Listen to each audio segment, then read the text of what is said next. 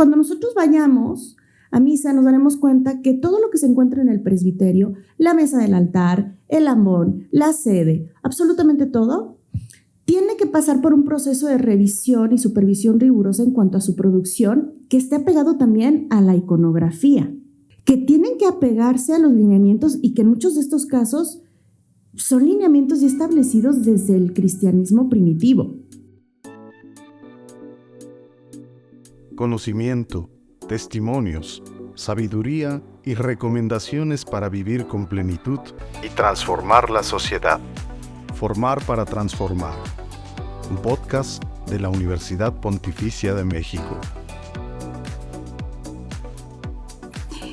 Bienvenidos una vez más a nuestro programa Formar para Transformar. El día de hoy vamos a ver un tema muy interesante y que nos han pedido mucho, que es relacionado al arte sacro. Mi nombre es Mara Fragoso González, soy historiadora del arte. El día de hoy nos acompaña la maestra Erika Karina Rojas. Hola Karina, ¿cómo estás? Un gusto que estés aquí con nosotros. Pues Mara, compartiendo este espacio aquí con todos los que nos escuchan, también con aquellos que están interesados en conocer más sobre este arte sacro y que esperamos que realmente sea un momento para compartir muchos de estos intereses y que en algunos surja también este gusto por conocer más. Entonces, pues sí, un gusto compartir esta charla contigo. Muy bien, pues vamos a darle a este interesantísimo tema que aparte siempre ha sido como polémico, ¿no? Respecto a qué pasa con el uso de las imágenes, si precisamente en el cristianismo o en las religiones monoteístas es a veces una problemática, ¿no? La representación visual de Dios en una imagen. ¿Cuál es la pertinencia? ¿Qué nos podrías decir de cuál es la pertinencia de tener un arte sacro y que se siga realizando arte sacro en la actualidad? En realidad es un tema que es bien interesante porque puede abrir muchas aristas a reflexiones, a discusiones. Yo diría que sobre todo a que nos podamos también acercar al tema del análisis de la imagen a través del arte sacro y las discusiones que pueden tener también su valor desde lo teológico, lo histórico, lo artístico. Y tal vez si nosotros nos ponemos a pensar, eso hace que el arte sacro sea por eso tan digamos, un objeto tan estudiado al día de hoy. Porque nos permite también acercarnos a otras épocas, ¿no? Un valor que de alguna manera no muere con el tiempo y que en algunos casos fortalece también la fe y la devoción en cuanto a también las regionalizaciones que se dan en diferentes lugares, países, al interior de la República, las diferentes representaciones lo hace también un arte, digamos, pues un tanto, diríamos, diverso y al mismo tiempo unificado. Y pues aquí, Mara, yo creería que uno de los puntos también que podrían generar esta controversia es el valor del arte sacro hoy, ¿no? En general, diríamos, no solamente para los especialistas, sino para la gente en general.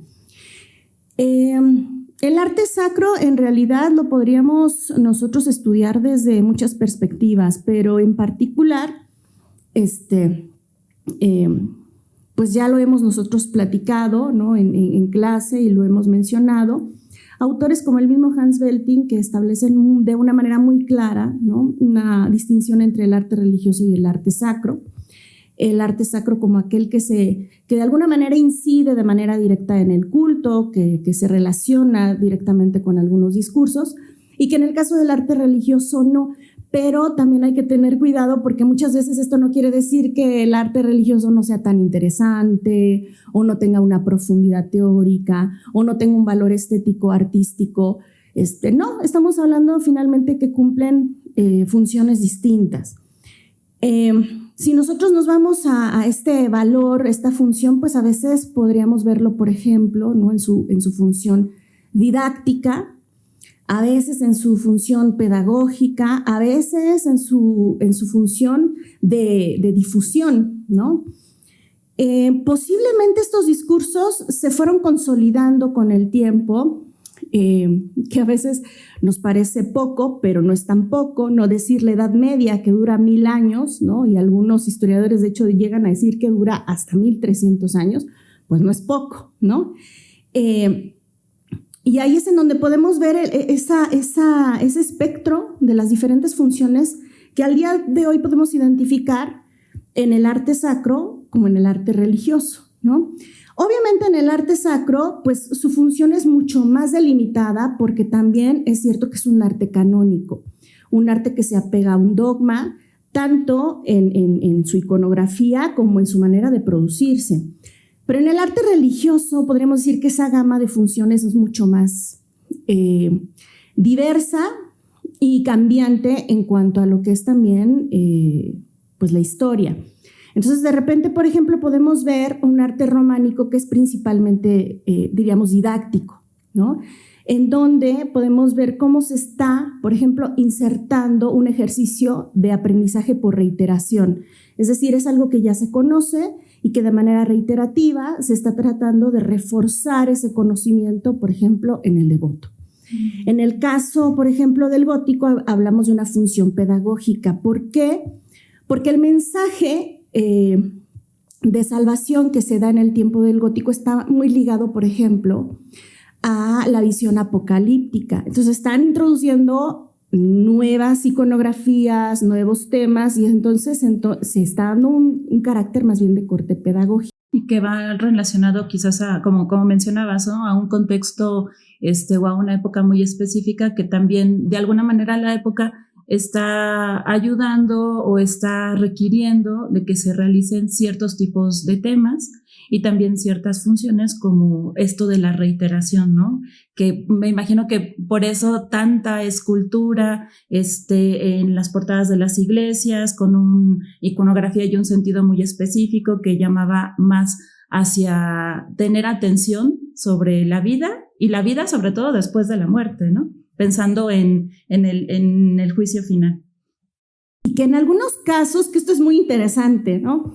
Mientras el arte sacro de alguna manera se apega a una estética de lo bello, el arte religioso puede ser feo. Y esto a veces causa mucha controversia, ¿no? ¿Cómo un arte religioso puede ser feo? Claro que sí, porque lo que se está buscando es una respuesta. Y a veces esa respuesta no puede ser, por ejemplo, un acto contemplativo. A veces esa respuesta puede ser una respuesta que sea de un mayor impacto. Entonces, efectivamente, cuando nosotros vemos el arte románico, es un arte desproporcionado, es un arte que tiende más que al realismo, a un naturalismo exagerado, que tiende a un tipo de reflexión, ¿no? Que busca la sorpresa, ¿no? Que busca de alguna manera una respuesta que no necesariamente tiene que ver con un arte bello. Entonces eso también es muy interesante porque efectivamente tiene que ver con el contexto. Muchas veces el arte va a buscar una respuesta de acuerdo también a las problemáticas en las que se enfrenta en su tiempo. Y entonces de repente pues nos encontramos un arte gótico, el arte religioso gótico, que es mucho más sofisticado. ¿Por qué? Porque tiende a tener un diálogo con pues algunas estéticas de Oriente. Y esto hace que pues tenga estos marcos dorados, tenga un refinamiento en algunos casos. Y bueno, el ejemplo más claro pues son todos estos elementos decorativos de las catedrales góticas, ¿no? Que obviamente vamos a ver, por ejemplo, en algunas otras construcciones románicas no existen. Entonces esto es muy interesante porque al final tiene que ver efectivamente cómo el arte religioso es, digamos, una solución dada para problemáticas de la época.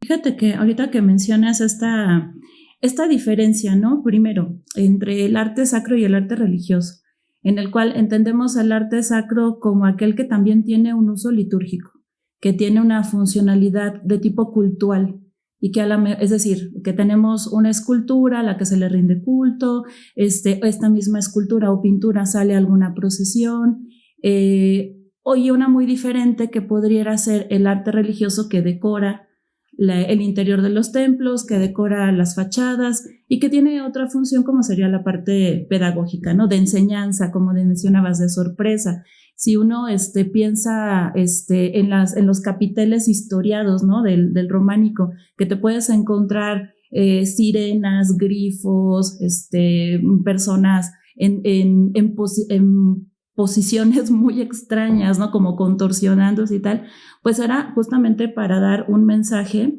específico, a lo mejor a un discurso de evangelización o de educación, ¿no? Que se estuviera apoyando el predicador en estas imágenes, ¿no?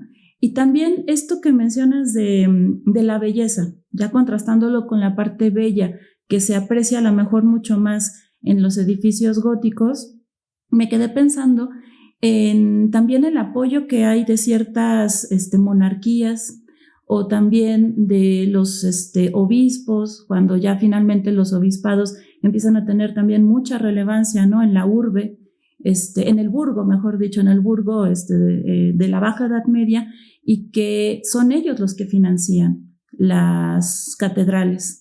Y que da a lo mejor también este financiamiento, porque también creo que es algo interesante en respecto a todo tipo de arte, el uso propagandístico de las imágenes, ya sea para dar alguna evangelización, para posicionar alguna devoción o incluso posicionar quizás hasta un cargo político, que es como se solía también hacer a través del embellecimiento de las ciudades, el embellecimiento de las catedrales como centros o como lugares que empezaron a ser centros urbanos, que finalmente eso pues tendría una relevancia importante en épocas posteriores como en el Renacimiento.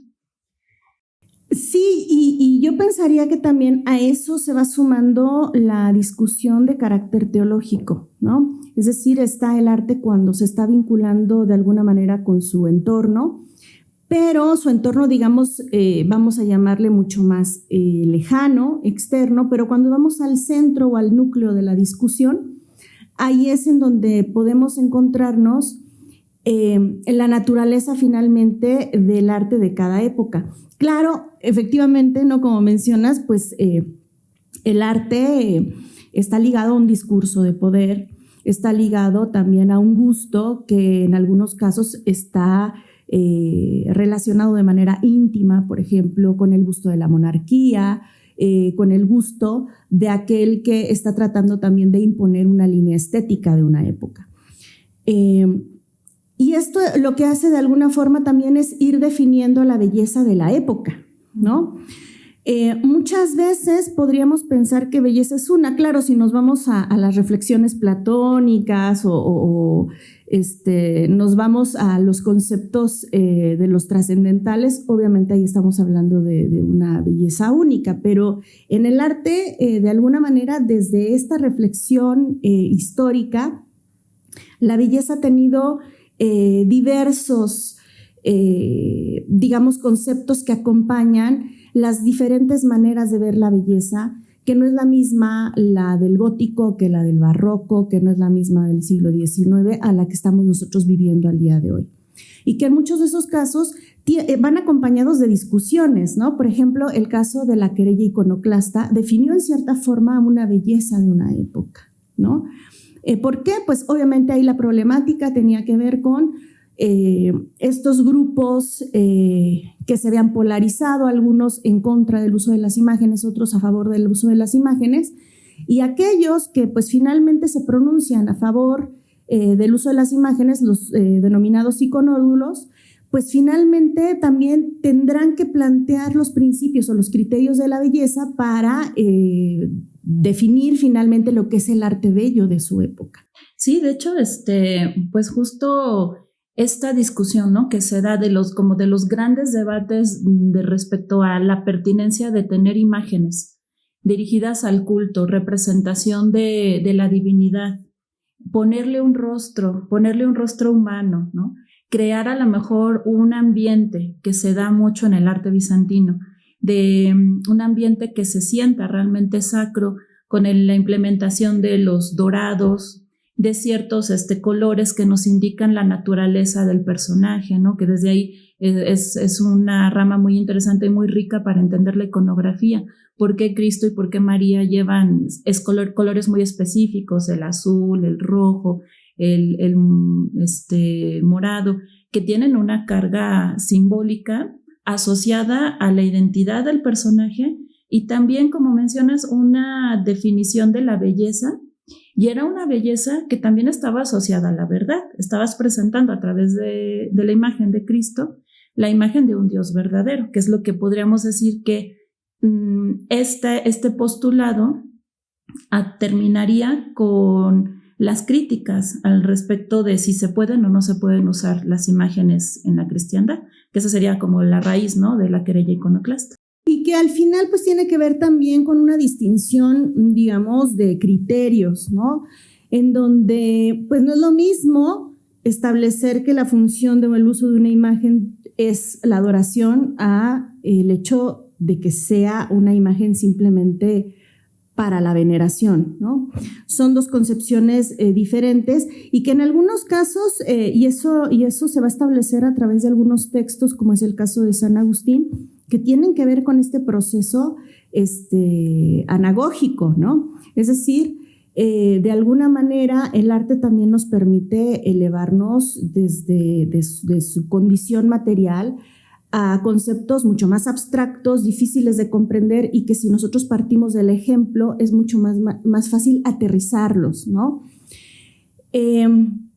Por otra parte, pues obviamente tiene que ver también con estas discusiones que pues en el caso tuyo, Mara, que has estado tan de cerca en esos periodos, sobre todo en lo que corresponde al novohispano, pues ¿qué opinión te merece sobre todo el Concilio de Trento y la redefinición de la belleza? ¿Qué es lo que tú opinas? Pues justo creo que ahorita que estábamos hablando, ¿no?, sobre la querella iconoclasta, uno de mis temas favoritos, aparte del barroco, que soy amante de ese periodo, me encanta, pues es precisamente esa gran discusión que se dio un siglo antes, en el siglo XVI, respecto a la pertinencia nuevamente de utilizar las imágenes, porque ahorita, como mencionábamos, si bien hubo un debate a inicios de la era cristiana de si se podía o no se podía usar la imagen, de hecho, pues las primeras iconografías fueron simbólicas plenamente, ¿no? Anagramas, imagen de un pez, cosas mucho más simbólicas sin que todavía se desarrollara la figuración, es porque siempre estuvo como implícito, ¿no?, el problema del uso de la representación de Dios en una imagen. Esa misma discusión, pues justamente la vamos a tener nuevamente en el siglo XVI, en donde sumándose la Reforma Protestante, hay una crítica al culto, nuevamente a las imágenes, culto a los santos, culto a las reliquias, y que justo mucho tiempo después de que se dio la Reforma Protestante, pues vamos a tener el Concilio de Trento, que se da en la segunda mitad del siglo XVI, en dos secciones, bueno, en dos periodos quiero decir, en donde se replantea una reestructuración de la iglesia, es decir, una reforma hacia el interior. A veces lo solemos llamar este periodo como el periodo de la contrarreforma, pero creo que es un término que se ha empleado quizás no de manera errónea, pero que sí nos puede llevar a la confusión, en el sentido de que no es una reestructuración de la iglesia en contra como tal de la Reforma Protestante, sino más bien como cobrar conciencia de qué se tenía que ajustar, ¿no? Qué lineamientos se tenían que ajustar en la iglesia de estos tiempos modernos que estaban significando toda una reestructuración del pensamiento en el siglo XVI, veniendo del humanismo, veniendo del Renacimiento, el descubrimiento de América por parte de los europeos. Entonces fue todo un cambio de paradigma ¿no? Y el Concilio de Trento, pues al final va también a hacer recomendaciones muy específicas sobre el arte, porque el arte, pues aparte de que es un elemento importante en el culto, es un elemento muy importante y se cobra conciencia de ello nuevamente, que sirve para la evangelización. Evangelización en América, que está ocurriendo en el mismo momento que se están dando estos debates, y también una reevangelización en la propia Europa, que justamente tras la Reforma Protestante, pues necesita otra vez la Iglesia Católica hacer una concientización nuevamente para que vuelvan los que ya se han separado de la iglesia, ¿no? Y ahí yo creo que esas recomendaciones en el arte le vuelven a dar ese sentido pedagógico, ese sentido de funcional para acercar, para que la imagen, el arte, la belleza sea un medio espiritual también, ¿no? Que las personas vean en el culto a las imágenes una manera emotiva, fácil también, de acceder al conocimiento de Dios. Si no pueden a lo mejor acceder a través de la lectura, de los postulados filosóficos y tal, pues la imagen es un elemento importante, ¿no?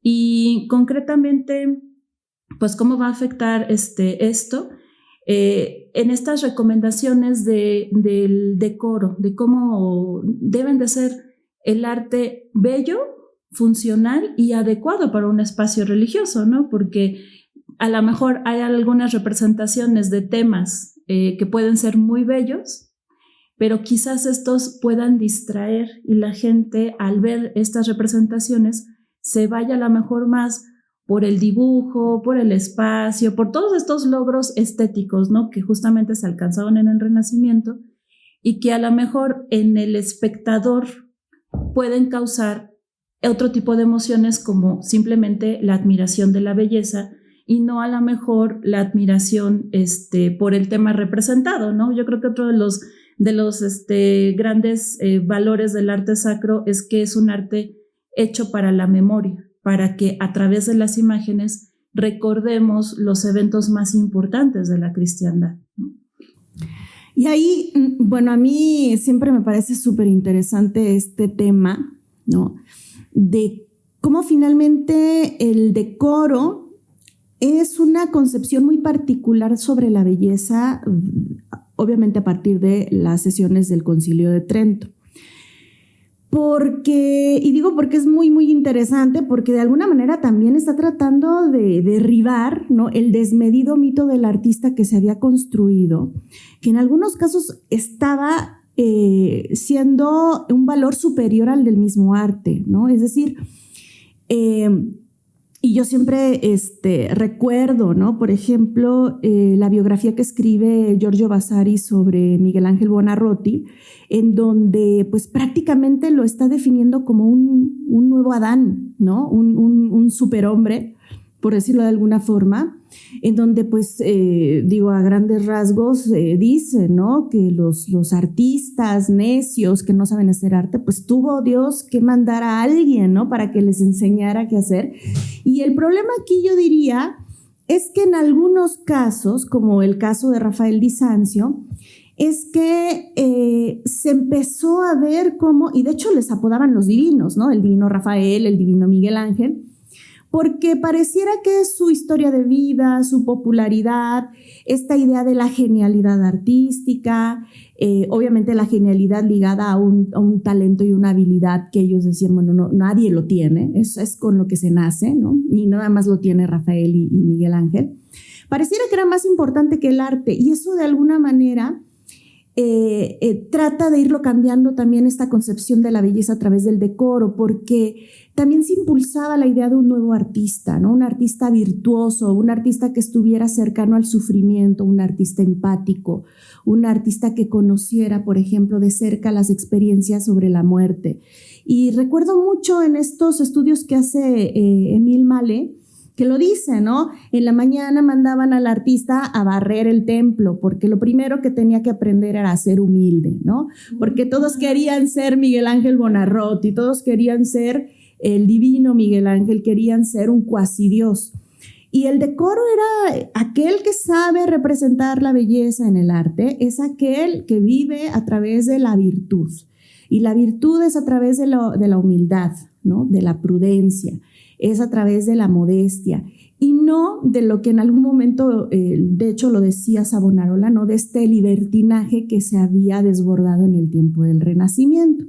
Y que yo creo que en ese caso, Mara, es muy curioso porque son dos épocas completamente diferentes, pero es algo que estamos viviendo ahora con el arte sacro contemporáneo, ¿no?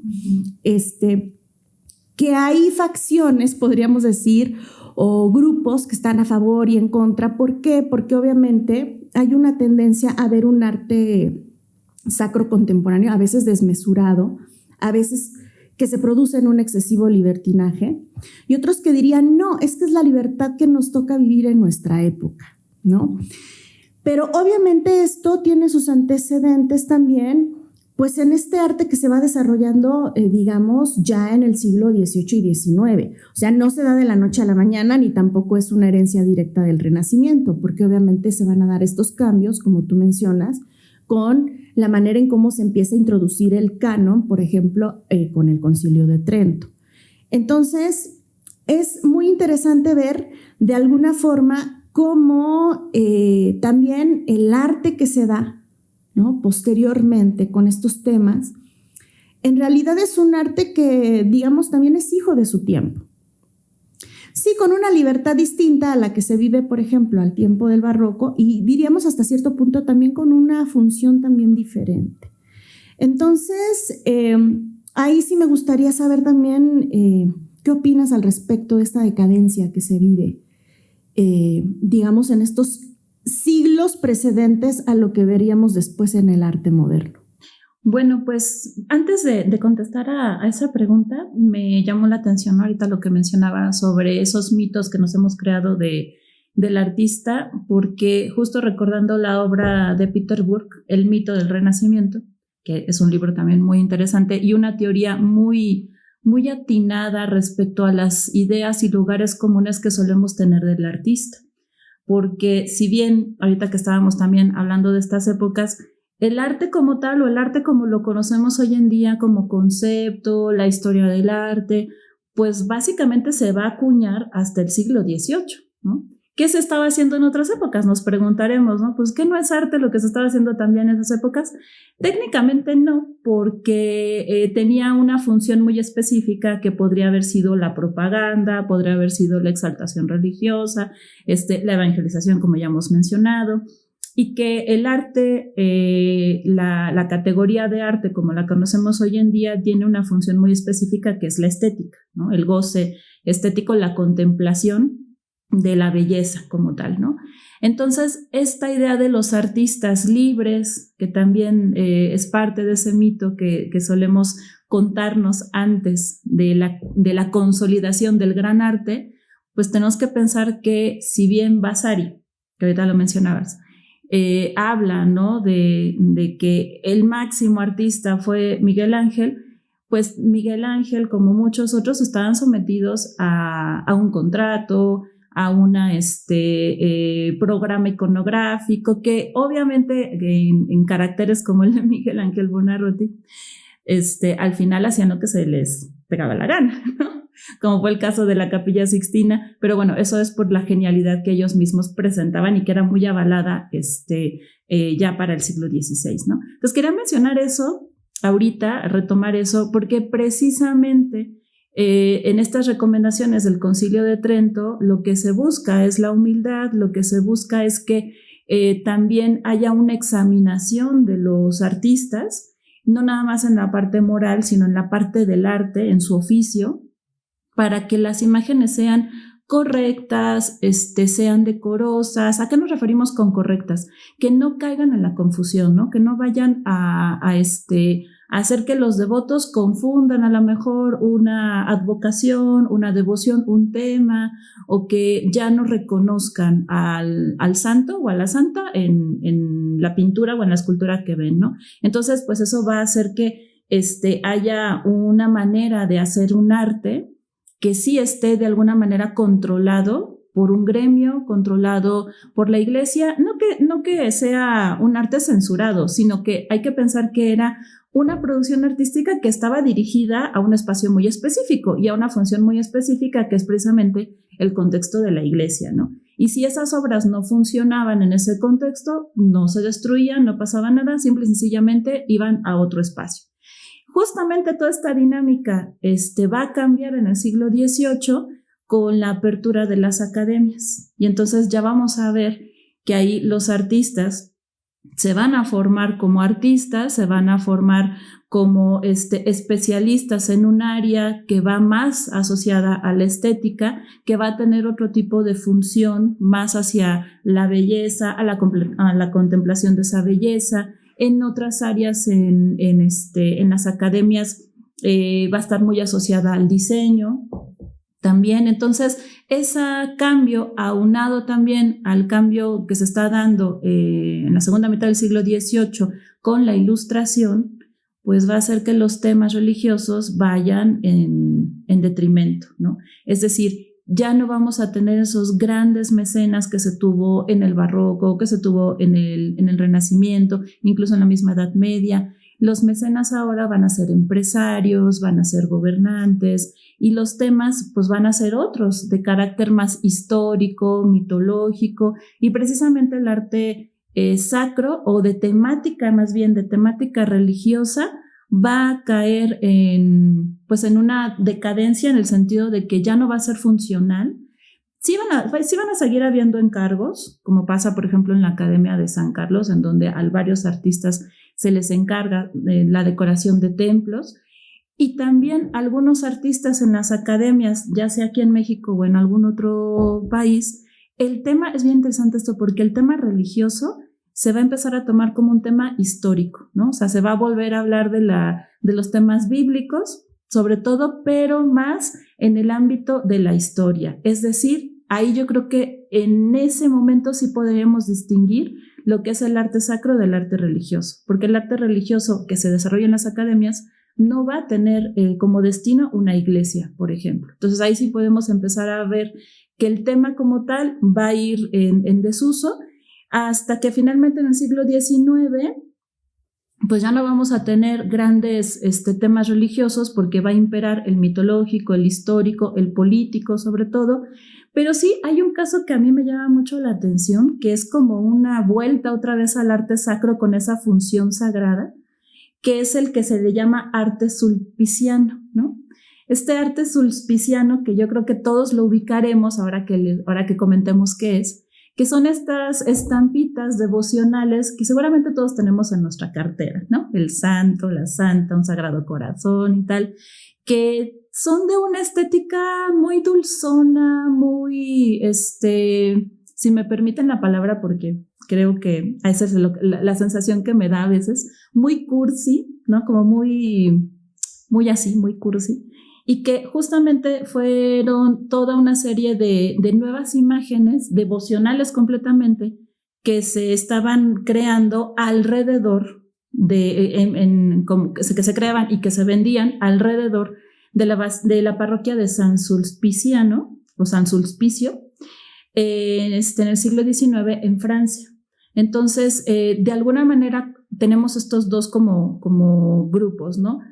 Los que seguían realizando arte de temática religiosa en las academias, que su función era la mejor, la decoración o simple y sencillamente hablar sobre un tema histórico, y un resurgimiento muy, muy desde abajo del arte sacro, pero con una tónica completamente devocional de tipo doméstico. O sea, es decir, ya no son los grandes mecenas, la iglesia, la que va a crear estas imágenes, sino que se va a hacer tan popular que estas irán destinadas sobre todo al uso doméstico, a las casas, a las capillas a lo mejor privadas, a la nueva decoración de altares, y es lo que conocemos hoy en día de la gran mercancía que se da en los artículos religiosos, nuestras imágenes de yeso, la estampita con la oración atrás, y que eso pues surge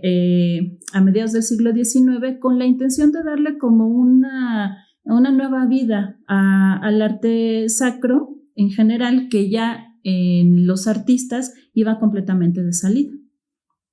Y luego pues está la otra parte que yo creo que también se vuelve un tanto, ¿qué diríamos?, de una actualización estética y estilística, que es finalmente también un arte sacro que empieza a producirse ya desde un estilo abstracto, ¿no? En esos casos es bien interesante también ver cómo la parte institucional, es decir, sí finalmente aquellos artistas que producen un arte sacro, sí con el apoyo, digamos, de la Iglesia, pero también un apoyo que está avalando estas nuevas, pues podríamos decir estos nuevos discursos, estas nuevas estéticas. Y a mí, por ejemplo, se me viene a la mente los vitrales de la Catedral de Reims, por ejemplo, que lleva a cabo Chagall cuando se hace la reconstrucción posterior a la Segunda Guerra Mundial, ¿no? Las casullas, por ejemplo, que diseña Matisse, que al día de hoy, pues muchas de estas, por ejemplo, se encuentran en museos porque es un discurso completamente innovador, ¿no?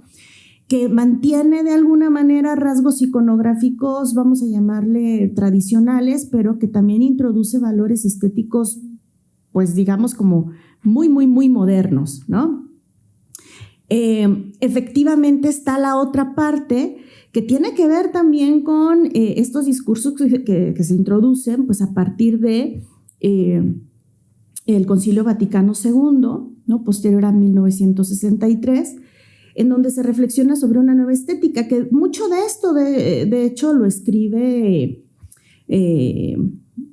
Juan Pablo II en su carta a los artistas, ¿no? Esta búsqueda sobre una nueva estética, algo que en cierta forma, y que bueno, en el caso del Concilio Vaticano II lo establece también, pues está en sus documentos del concilio, específicamente en el Sacrosanctum Concilium, que nos habla también de una nueva estética que necesita un nuevo arte, una nueva manera de reflexionar la fe, porque un poco ahí yo digo que se estaban adelantando y se adelantaron, yo diría bastante, ya veían venir, ¿no? Una competencia de este fenómeno de la visualidad, ¿no? En donde estamos en un mundo lleno de imágenes.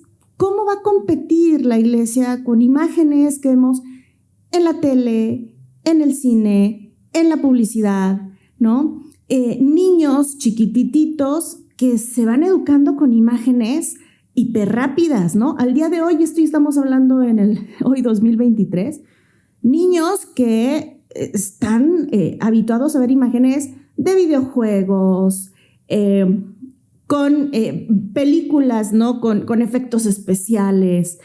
Y de repente la Iglesia se detiene un poco y dice, ¿qué estamos haciendo compitiendo con todas esas imágenes? Digo, y se adelantó porque en aquel entonces no existía el Facebook, no existía Instagram, no existían las redes sociales, pero un poco sí se estaban adelantando, ¿no? Es decir, ¿cómo estamos produciendo las mismas imágenes para gente que tiene, de alguna manera, una educación en las imágenes tan avanzada?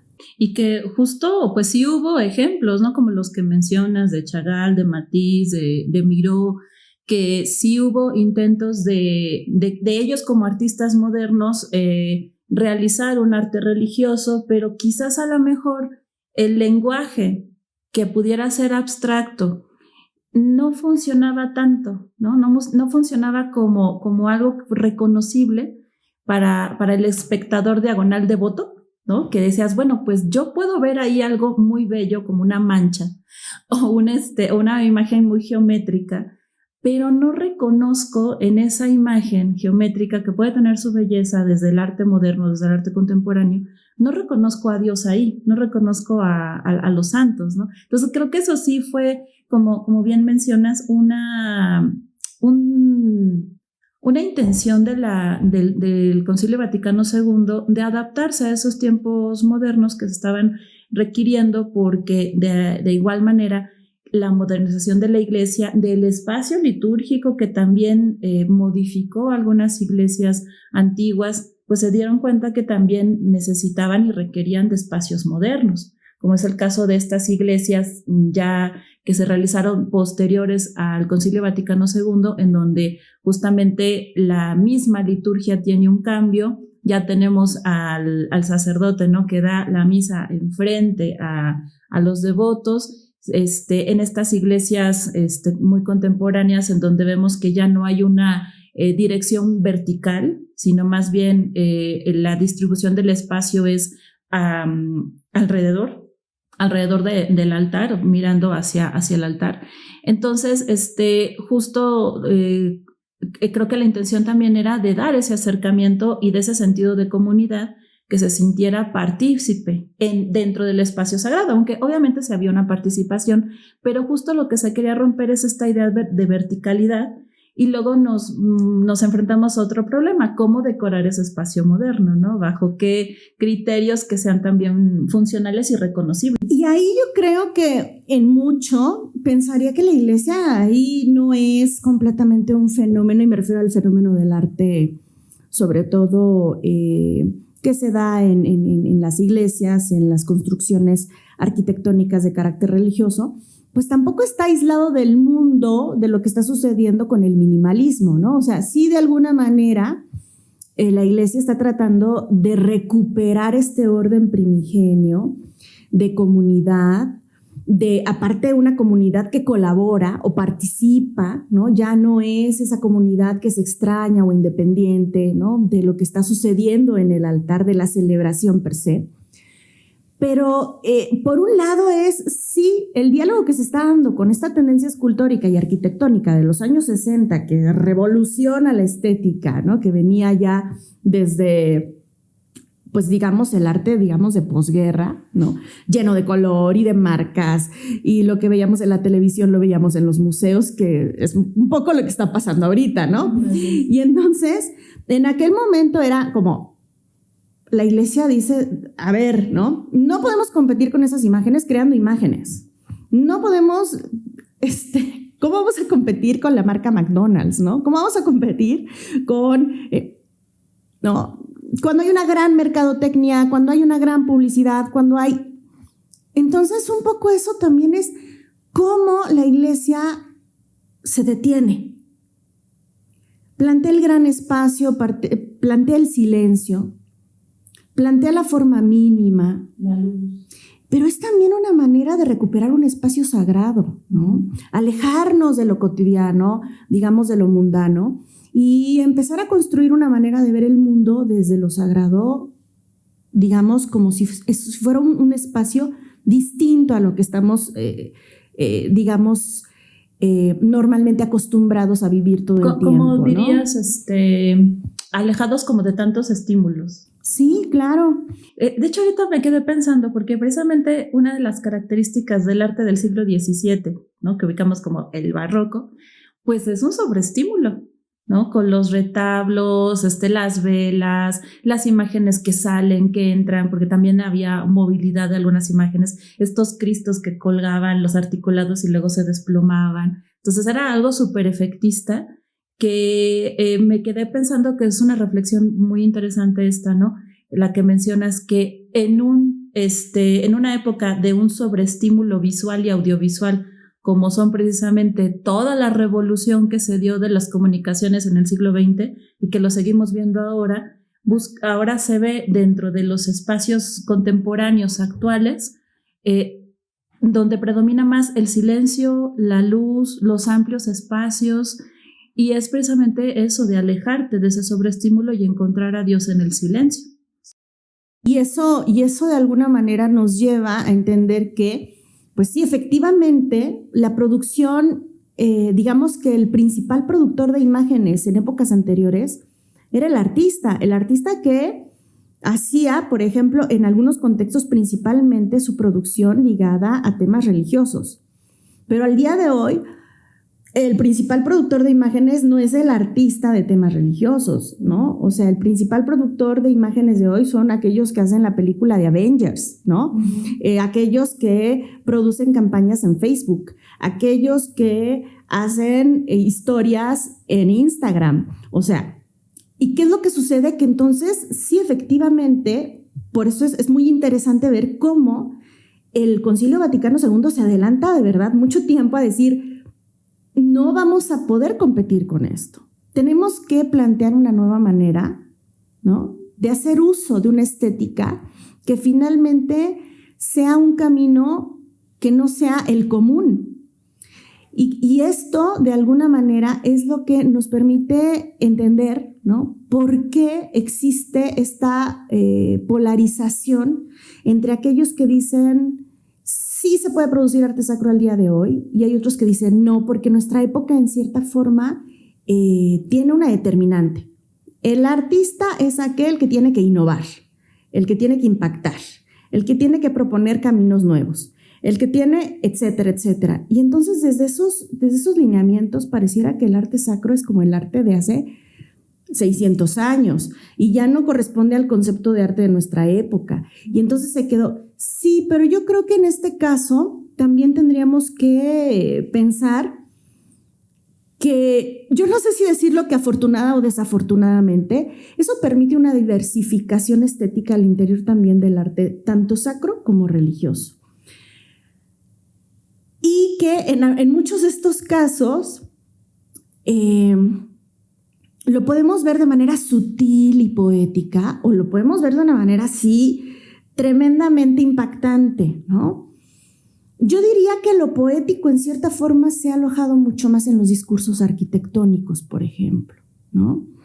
En la arquitectura que de repente vemos que introduce elementos que permiten la entrada de luz, sí, una nueva teatralidad, una nueva valoración del espacio y una nueva manera de comunicarnos en esa habitación, ¿no? Entonces, pues digo, en este caso, Mara, yo no sé tú qué piensas al respecto de esta carga poética que ahora recae tanto en la arquitectura contemporánea.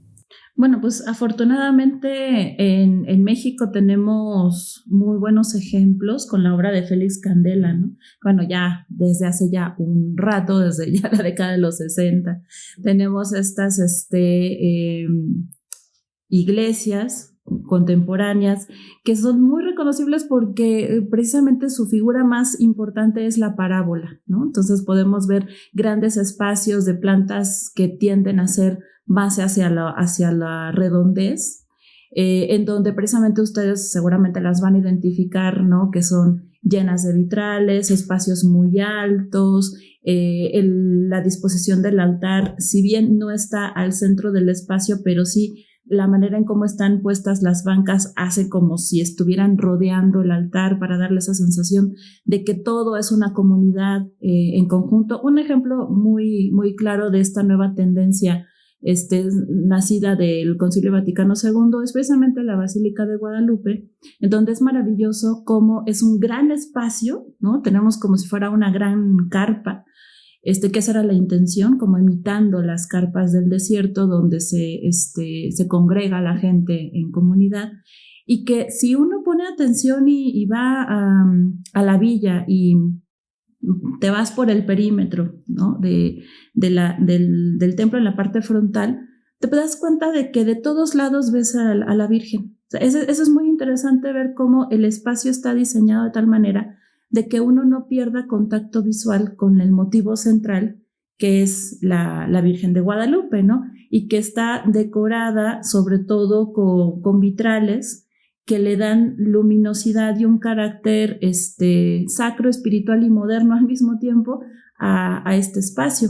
Y aparte de estos espacios amplios, ¿no? Que vemos en donde prevalece la luz, donde prevalece el espacio aéreo muy, muy elevado. Creo que otro de los grandes ejemplos que tenemos en México es precisamente la obra de Fray Chávez de la Mora, que creó toda una estética respecto al arte sacro y al arte religioso basado en diagonales, en líneas, en colores planos, que son bastante reconocibles porque incluso la misma tipografía que tenemos en la Basílica de Guadalupe con estas frases del Nican Mopowa, perdón, que se me fue la frase, no estoy aquí que soy tu madre, ¿no? Que de hecho incluso está en varias secciones en la Basílica.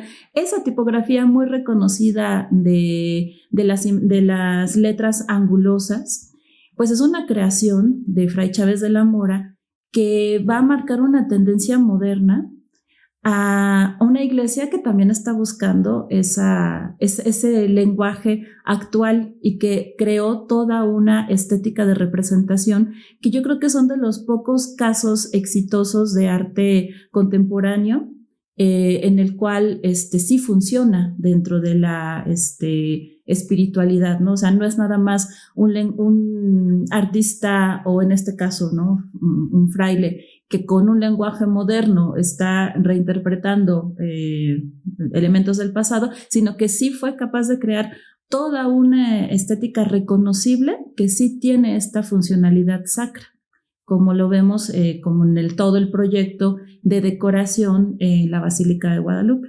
Y ahorita que mencionabas sobre estas problemáticas, ¿no?, que tenemos luego con los artistas y otras maneras de representar, a mí una de las cosas que me llama la atención en las diferentes bienales que se han hecho, ¿no?, respecto a arte sacro contemporáneo, hay algunos artistas que se van muy o hacia lo abstracto o hacia lo conceptual, que a veces las imágenes no son reconocibles, o incluso hay otros que se van a recrear el estilo de otras épocas, el estilo del barroco o del estilo de la iconografía bizantina, ¿no? Como si nada más fueran esos dos lenguajes posibles, ¿no? ¿No te parece? De representación del arte sacro.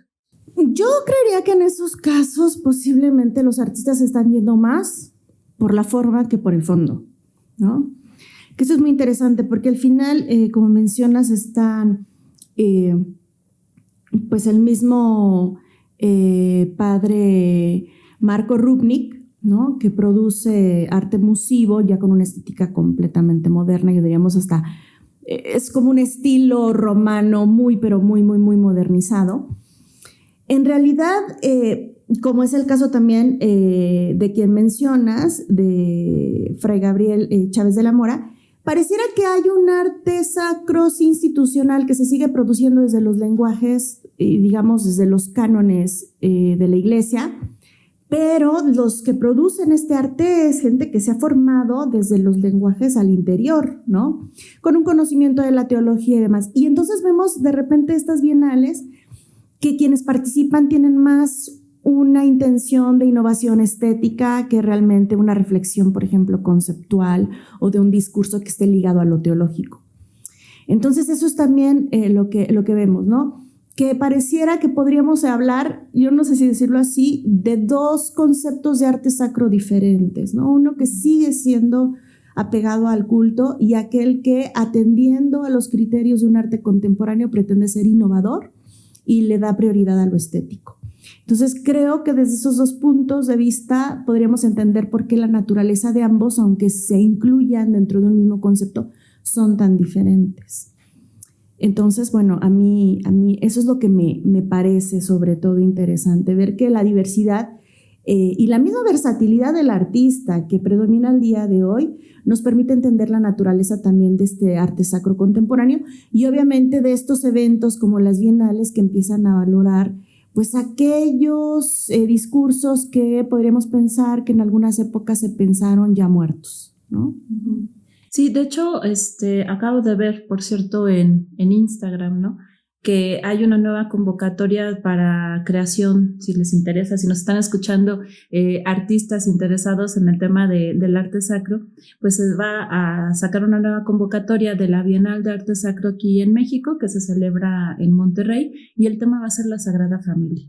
Aquí en algún momento, en algún coloquio que estuvimos participando, que coordinamos hace ya algunos años, de coloquios de arte sacro que tenemos aquí en la Universidad Pontificia, vinieron precisamente de la Bienal de Arte Sacro de Monterrey y justo nos contaban esas experiencias, ¿no?, de lo padre que es de que nuevos artistas están interesados en la creación de arte con contenido religioso, pero que puede ser a veces muy difícil porque impera quizás, como bien mencionabas, impera quizás el gusto o el objetivo de innovar en el lenguaje artístico, de irse a lo mejor por la parte estética y se descuida un poco la funcionalidad. Entonces seguimos cayendo como en el mismo problema en el que es posible que esas obras sean buenas estéticamente y funcionen bien de esa manera, recreando estilos del pasado o innovando con otro lenguaje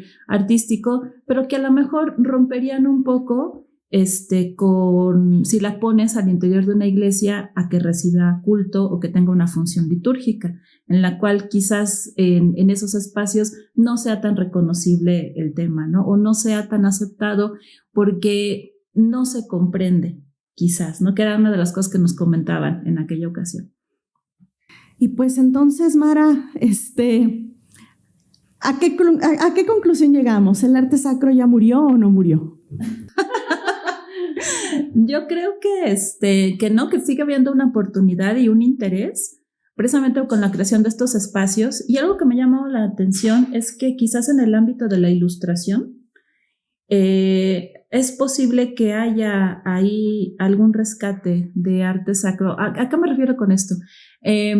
A veces hay ilustradores, ¿no? Que luego te encuentras ahí en redes sociales que retoman a través de la ilustración los temas religiosos. A veces se imitan un estilo del pasado o hacen propuestas propias, pero que se queda en el ámbito que a lo mejor de la narración. Es decir, sí hay por ahí artistas, por ejemplo, contamos con una en la maestría de arte sacro, Thais, ¿te acuerdas de Thais?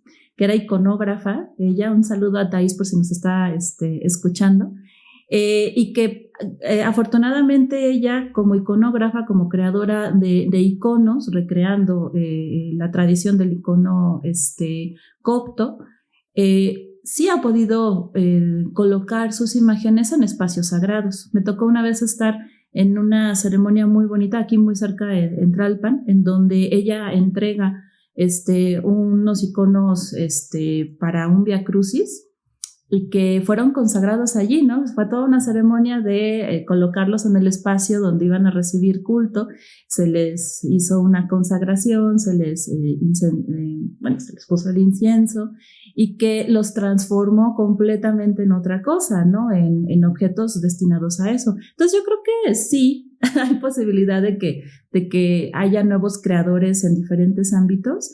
Y quizás lo que nos toca hacer es apoyar y visibilizar a esos nuevos creadores.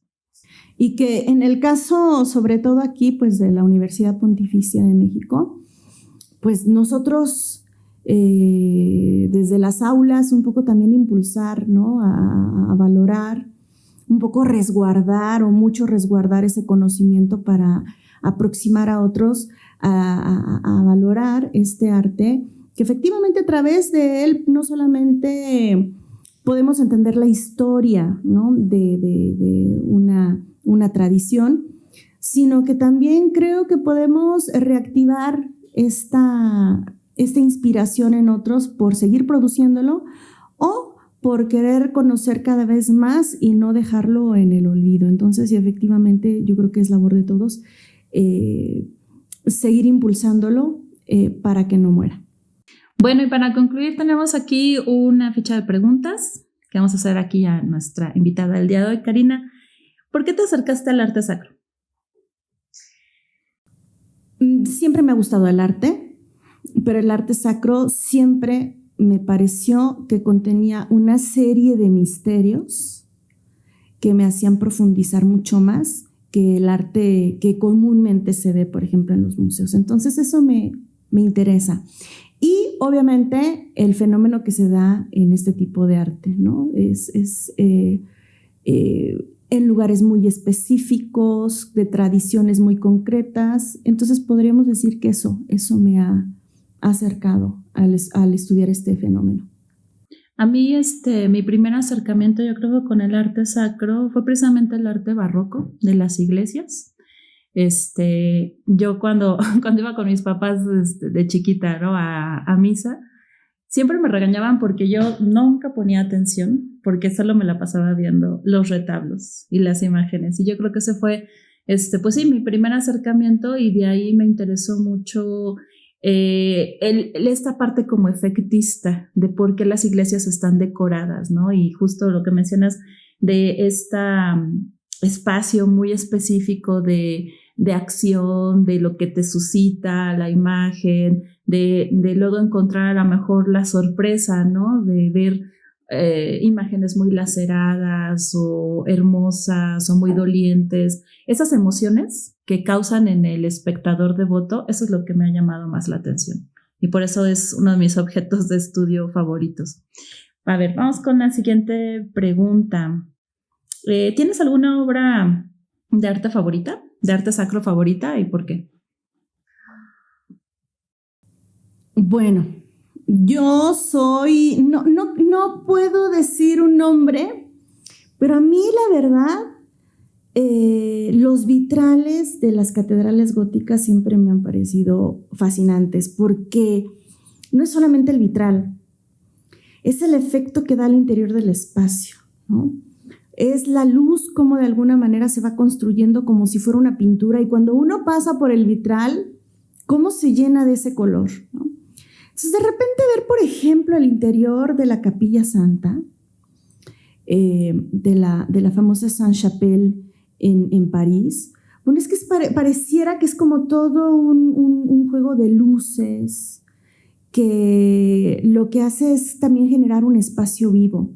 Entonces, más que una obra en particular, me parece a mí que una de las expresiones más bellas son estos vitrales, porque finalmente tiene que ver con la contemplación a partir de la luz.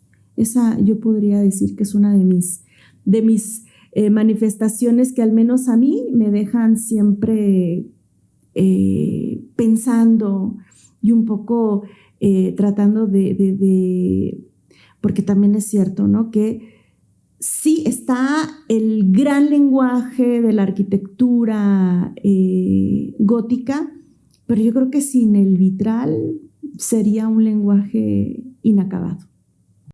Ok, yo creo que sí es una pregunta bastante difícil. Es como cuando te preguntan qué es el arte, ¿no?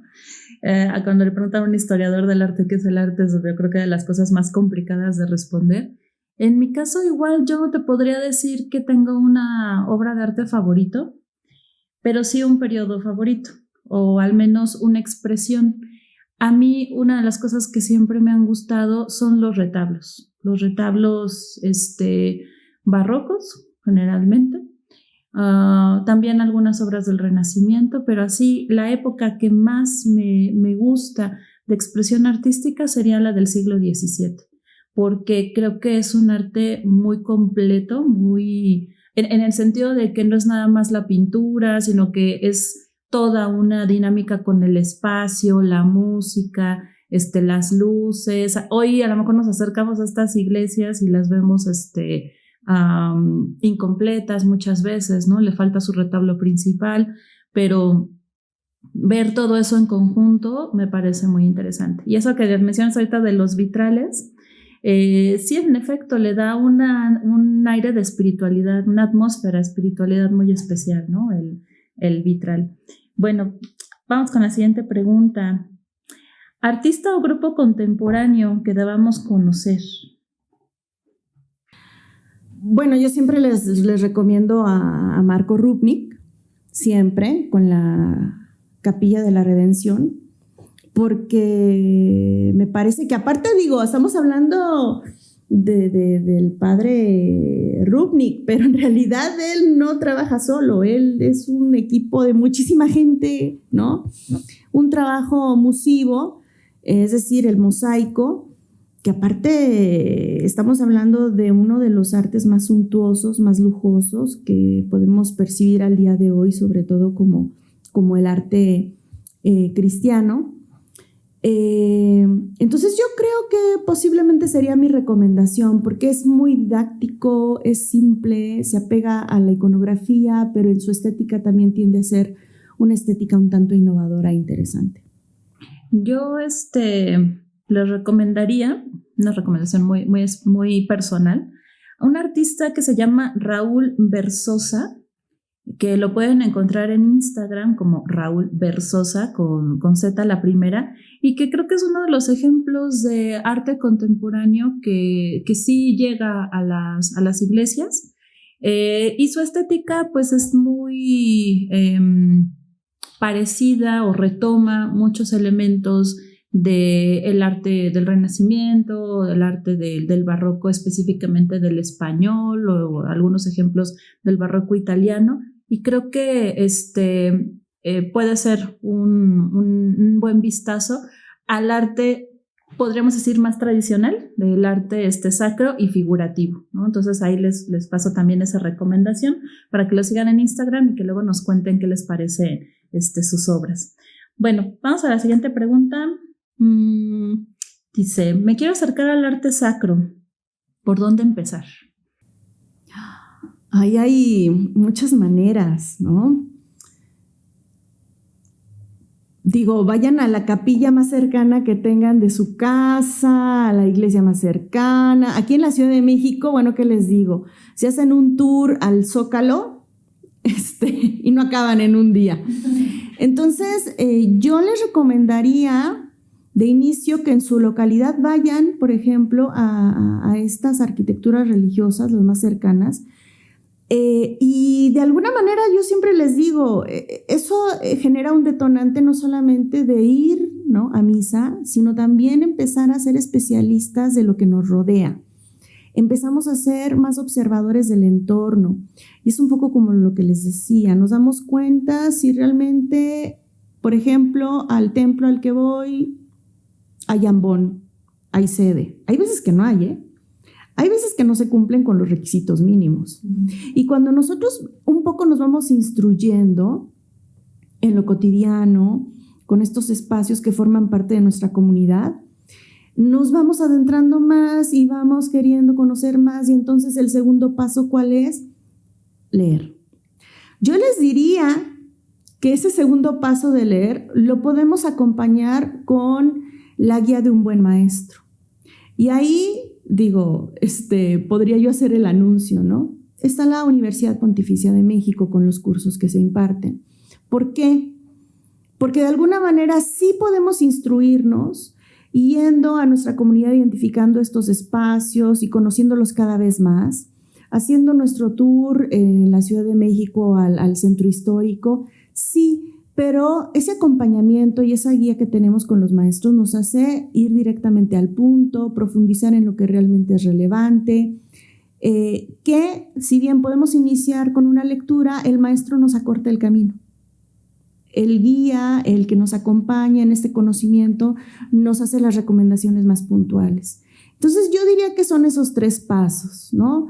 Conocer a través de la experiencia estos espacios, ir aprendiendo a verlos. El segundo paso, las lecturas apropiadas, y el tercero, el acompañamiento con un buen profesor, que lo podemos nosotros tener aquí en la Universidad Pontificia de México. Yo también me sumo a esa recomendación, ya que aquí, pues aparte en la Universidad Pontificia de México damos un acompañamiento pues con la parte teológica, con la parte histórica, no nada más ver el estilo, el reconocer quiénes son los personajes, sino hablar también de esos periodos y de esa funcionalidad que siempre acompañó, ¿no?, a la representación artística.